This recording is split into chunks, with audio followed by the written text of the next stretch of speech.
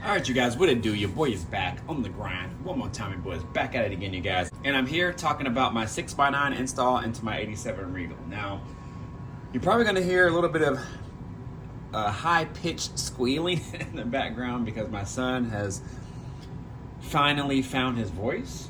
And now when he goes to sleep sometimes, he fights it and he is basically squealing in the back room right now. So if you hear any high-pitched screaming, that is him fighting his sleep. But anyways, I thought this would be a great time for me to kind of attack the 6x9s here and also try to beat the daylight at the same time. So a little bit of an unboxing here. I've actually already installed one, so when we go out to the car, I actually will show you what it looks like installed, and then I'll try to show you me installing it in a car. It's a little bit tight under there, but I'll try to do what I can in order for you guys to kind of see how it all works. And then we'll just go from there. So it's probably going to be a pretty short video, but this is actually a redo of my install on my previous Regal. And it got a whole lot of love and attention in regards to installing these 6x9s to a 4x10 area. And I'll show you that here in a moment how that works. So what I decided to do is go with like a middle of the road kind of 6x9 here, something that's not too overpowering, but also that's going to need a little bit of amperage in order to run and work properly. But I hit up my boy Steve Davis and I sent him the link to these, and I asked him, I said, hey, would these sound okay off a stock deck? And then when I get an amp, can I apply more power to them and they would still hold and sound good? And he said that he thinks that it'll work. So I went ahead and went with these because later on down the road, hopefully for Christmas, I asked for an amp for Christmas. I actually asked for all car parts for Christmas. So get an amp, apply some power to them, and I think they should sound good with my retro deck. So anyways, these are it right here, but let me show you these first. Now, what we have here, I'm gonna move this light just so I'm not always shadowing over the product here. So what these are here, and there's different types of manufacturers that makes these. These are the part numbers. Now this is to adapt a 6x9 to a 4x10 space. If you guys know anything about the Gbodies, and I'm not sure if all Gbodies are the same, but in particular the Regals are, that rear deck is not very wide. So it only allows you to fit a 4x10 from the factory in that back space. So the 6x9 wouldn't be able to fit there because the 4x10 opening is all that it really has room for. So what these do is it allows you to bolt that 6x9 to the bottom here, but you can see kind of how it caves in, and it allows you to actually mount that 6x9 up to that hole, and then you use a wire clamp that basically holds it from the bottom just like they do from the factory. So this was something that I did a really long time ago, and I had so many people hit me up, ask me where I got these, and this was a genius idea. It's something that's been around for a long time, so I'm actually shocked that not a whole lot of people have heard about it, but my previous video got all kinds of reviews and comments on it thanking me for showing that. They didn't know what they were going to do and so on and so forth. So I thought that I would do it again because I'm doing it to my Regal. So anyways, really good upgrade if you're wanting to install a bigger speaker in there. The 4x10s, I think they've gotten better kind of over the years, but you know, you can't beat a real good 3-way 6x9. So anyways, y'all, so I'm gonna go ahead and show you kind of how this works. I got some hardware as well, some nuts and bolts so I can attach those 6x9s to that adapter. These are the speakers that I got right here. So RPX series 6x9. So RPX 6x9 I think is the part number. Let me go ahead and take it out the box.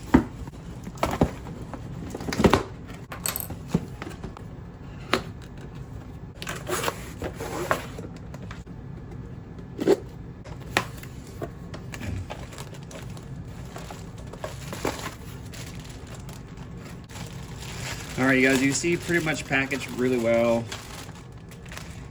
They come with covers, but we're not going to be using the covers because we're going to install these 6x9s from underneath, so it'll still maintain that factory look in the rear deck.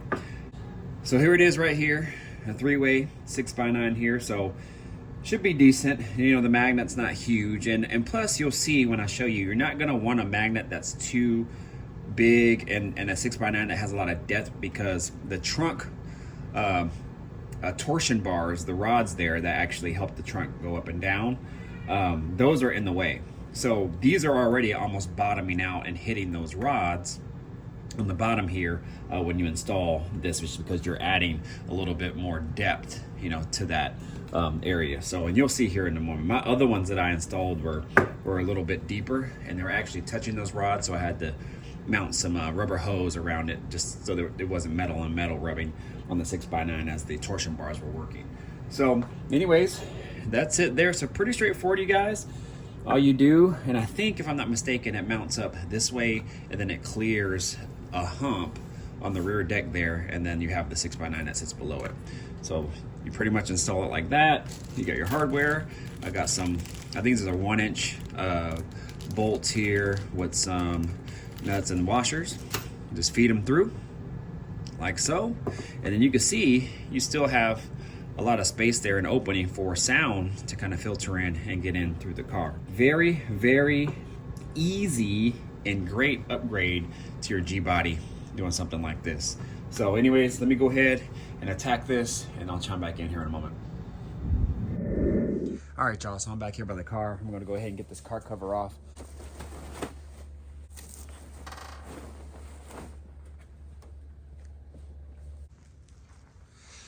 All right, you guys, so here we go. This is what it looks like in the back of a Turbo Regal truck. I'll show you what it looks like installed. I have that one installed over there, but it's not, it's wired in, but I'm gonna actually finish the wiring and everything. I just have it kind of hand tied together right now just for the sounds. But let me show you what came out of it. So right here is what came out of it. Let me go ahead, I got my iPad there so I can watch my son. All right, so, and he actually just fell asleep, by the way. So this is what came out of it. So this is looks like a stock unit. I don't think these speakers have ever been replaced. AC Delco, stock 4x10, which sounds like crap. You can actually see where the outer rim of the subwoofer has completely deteriorated. I mean, it is gone. You see that? See how that's all intact? That is not. And if you look in here, you can see the remnants of it all. So yeah, these have seen better days for sure. But this is the bracket that actually holds it in. So what it does is this sits up in there like so. So let's just say this is the top of the rear deck here, but it sits under it, okay? And then this is what holds it in. So it sits in here just like that. Now these here, I'll face it this way if you're looking at the car, kind of like that. All right, so these here clip in, all right, to some slots under the deck, and then this actually hooks up to a lip under there, and it snaps in, and that's what holds it up. It's easy as that. Now you have this one that is going to replace that, and it's going to use the same concept. Okay, so here is actually the wire that's going to help secure it. So what it does is these two hooks here go inside of those slots that I talked about. I'll show you that here in a moment. And then this opening here actually sits on the side. Take this off, just like so. So that's what actually kind of holds it in. I actually think it goes this way. So it sits here on the side like that, and then this actually clips up to an opening here, and that's what holds it up. And you can see kind of how it's contoured to make that work. All right, so now I'm going to show you what it really looks like right here, and boom, there it is. So it's exactly what it looks like. All right, so you can see how narrow that opening is, and you can see that little lip right here that I'm talking about. So that's why you have this portion of the adapter right here. See how it's slanted here? Now that is to accommodate this part. If I could put my hand up there right here, okay? So that way it dips down, and then now you have clearance for the edge of the 6x9, and you're good to go. All right, so again, it clips up in there. Then you have the two fingers. I know it's hard to see, it's dark. That slides up into those slots. It's contoured to fit the contour of the 6x9. Goes up in there, hooks up in there, and you're good to go. All right, so let me see. Hold on, let me turn my camera on, my light on. All right, there we go. Now you can see it better. All right, so that's what I'm talking about. Hooks up to a couple slots in there. You see those hooks there? Contoured to go down. Fits around like so. And then it hooks up and you're good to go. All right, so what I'm gonna do, I have to actually connect those correctly there. And I think these were to some amps. I think they had an amp back here at one time. And then so we'll have some tunes, and we'll go from there, you guys. All right, so you guys stay tuned for more. Hopefully we can have some tunes and we can kind of hear what this might sound like.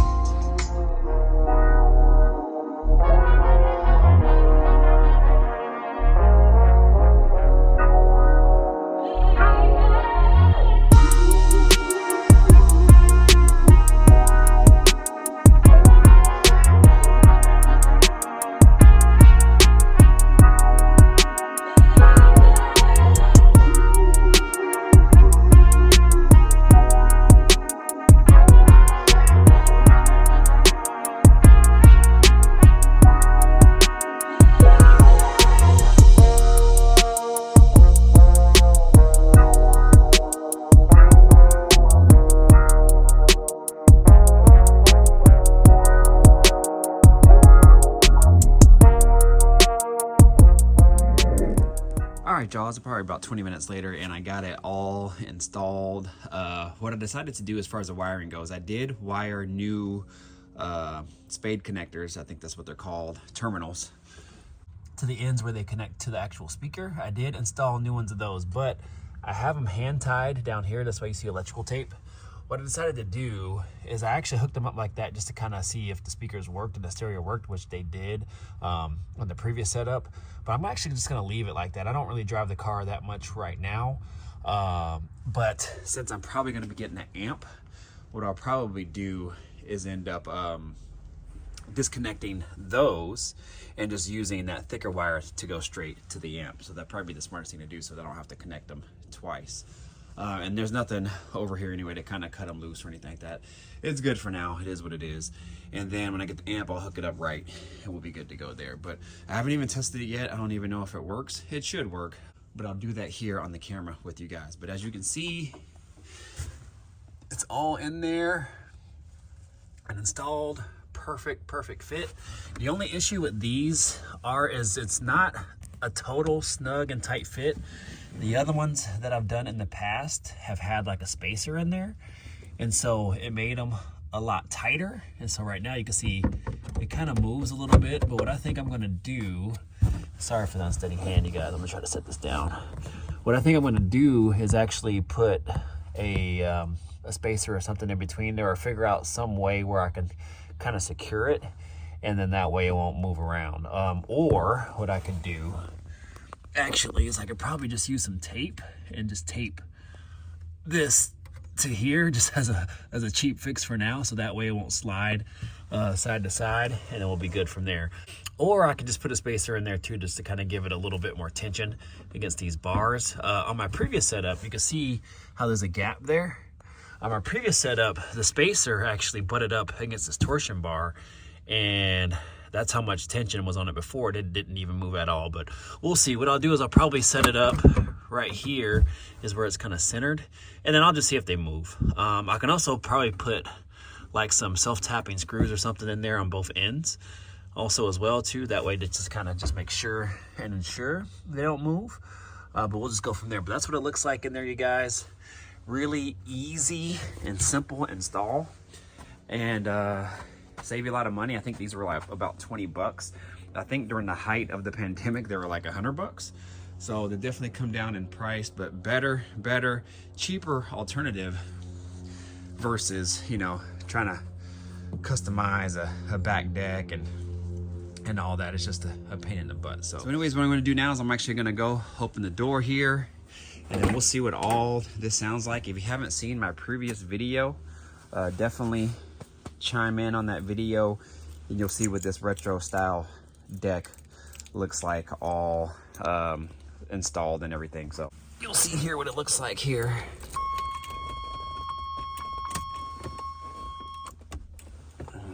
Hopefully this thing turns on,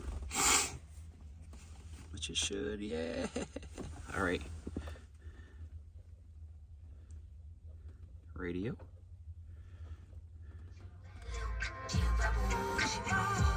All right, I'm gonna try to force it to the rear. Tune maybe? No.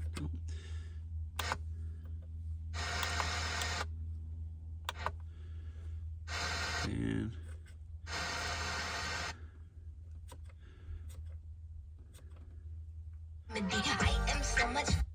I still don't know how to work this damn thing.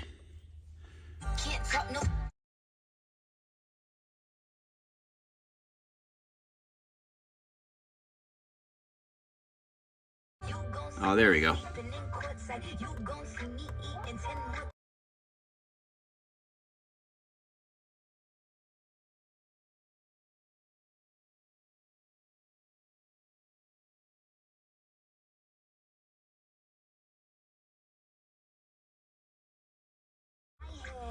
Hold on, I don't have the left one working. All right, you guys, I don't have both sides working. I'm gonna see what the issue is potentially, and I'll chime back in here in a moment. All right, you guys, I'm back, and it is working. I think I just had the balance off or something like that, because when I flipped over to the rear left, it was working, so we are good to go there. So what I did is I went and got my iPad. I put it on my channel. That way I can play some uncopyrighted music, something that's approved for YouTube, so that way you guys can kind of hear. So I'm going to turn it on right now, and then I didn't adjust any of the equalizers, just all stock where it came from the manufacturer. So I just kind of left everything the same. So we'll just see kind of what it sounds like. So hopefully you guys will be able to kind of get a good grasp on kind of what it sounds like just from the stock unit. Now this stock unit is 25 amps by 4 channels, so not a whole lot for an amp that costs as much. I would have liked to have it a little bit closer to 40. I know some of them even have 50 watts per channel, but it is what it is. So we'll just see, and then we'll just kind of just go from there. But here it is. Push play.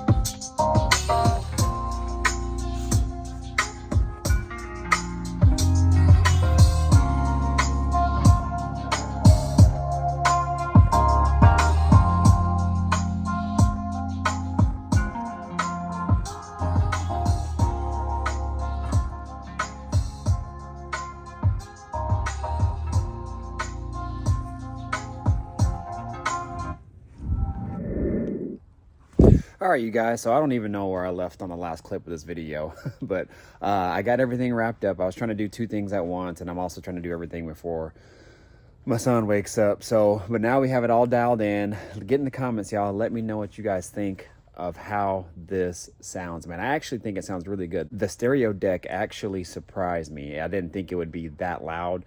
Maybe it's a good combination between the stereo and the speakers. I did get 4 ohm speakers. I think this stereo deck is also running on 4 ohms. So if you have the ohms right on, then everything should match up and they should sound really good. So I'm really happy with it so far. That was the only thing that I was questioning, was how it was gonna sound in regards to just having no amp hooked up to it at all. And I think once I start driving it, you know, road noise and everything will kind of come into play too. So that'll kind of be the final decision, I guess. But all in all, man, it sounds really good. I'm really happy with it. So get in the comments. Let me know what you guys think. I'm super excited about it. I'm really happy about it. And I'm kind of thinking maybe those door speakers and maybe even the dash speakers might be upgraded, because if somebody had an amp here at one point with the new wiring and everything, and actually it was wired really nicely, I'm thinking maybe those door speakers and possibly the 3.5s that go in the dash, I think those might be upgraded, because everything sounds really, really good in this car. So I don't know, we'll see. But who knows, with the stocks 4x10s in here, they may not have been upgraded, but we'll see. But anyways, I'm gonna go ahead and get out of here, guys. It's getting cold. I'm trying to get some stuff done before he wakes up, and then finish out my night here. So if you're new to the channel, definitely think about subscribing now. Hit the notification bell, all that good stuff, y'all. My Griffin 23 in the building, working on this 87 Turbo Regal. I got some other things in store for it too as well, you guys. I just talked to my buddy Nung, who owns a Grand National. He actually, that thing is built to almost like 900 to 1,000 horsepower. It is ridiculous. He was going to sell it, but he decided to keep it. But anyways, he took out all his wiring. He's running a Holly setup now and everything. So a lot of things that he was using on his old with his old harness, he's now not using anymore, and some other odds and ends as well too. So I'm actually going to go meet him, because he actually just has a new grandbaby and hasn't met my son as well too. So we're going to link up so the two little ones can meet, and plus so I can rummage through his stash and see what I can find that'll work for this Turbo Regal. So anyways, I'm gonna get out of here. You guys know what to do. Like, comment, subscribe, share, do all that good stuff, y'all. Mr. Griffin 23 in the building. Deuces. Peace out.